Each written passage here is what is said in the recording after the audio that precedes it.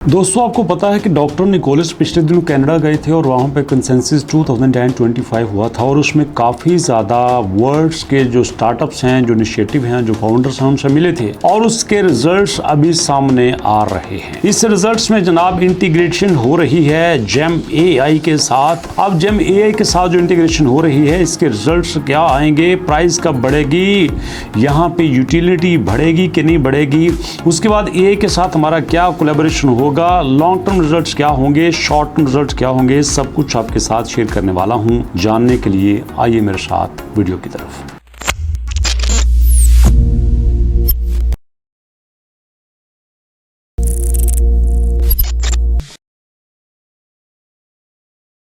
बिस्मिल्लाहिर्रहमानिर्रहीम। अस्सलाम वालेकुम। अल्लाहुम्मा सल्ली अला मुहम्मदिन व अला आलि मुहम्मद कमा सल्लैता अला इब्राहीम व अला आलि इब्राहीम इन्नका हमीदुम मजीद।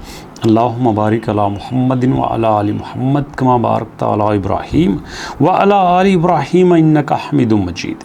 यहाँ पे दोस्तों कहते हैं कि Pi network and Gen AI strategic convergence shaping the future. Gen AI और पाई नेटवर्क की जो यहाँ पे कोलैबोरेशन हो रही है, वो 20 जून को आपको थोड़ा सा उसका आउटपुट मिलेगा।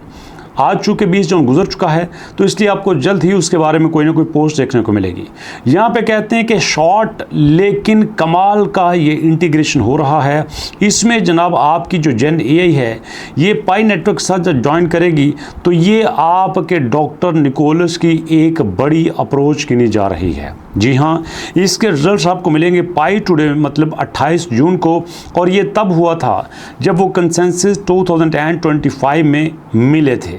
यहाँ पे कहते हैं भैया उसका फ़ायदा क्या होगा।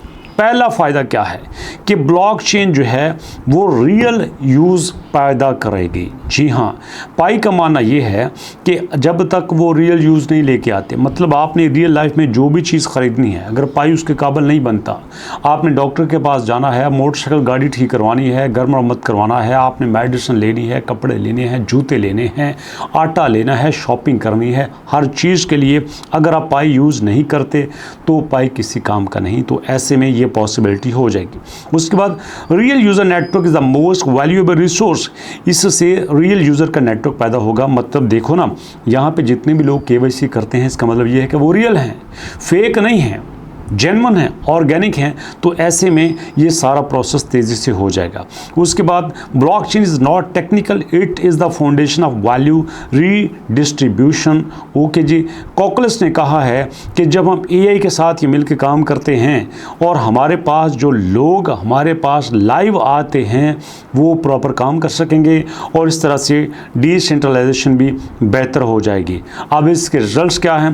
पहला रिजल्ट ये है कि लॉन्ग टर्म इसके फ़ायदे होंगे और उसके बाद पाई जो है वो फर्स्ट AI इंटीग्रेटेड प्रोडक्ट बनाएगा पाई ब्राउज़र के प्लेटफॉर्म के अंदर, और उसके बाद हमारे इकोसिस्टम में जो प्रूफ ऑफ ह्यूमैनिटी होगा वो AI बेस हो जाएगा। आपको अच्छे से पता है कि जितने भी लोग पाई को वेरीफाई करते हैं वो सारे के सारे रियल लोग हैं।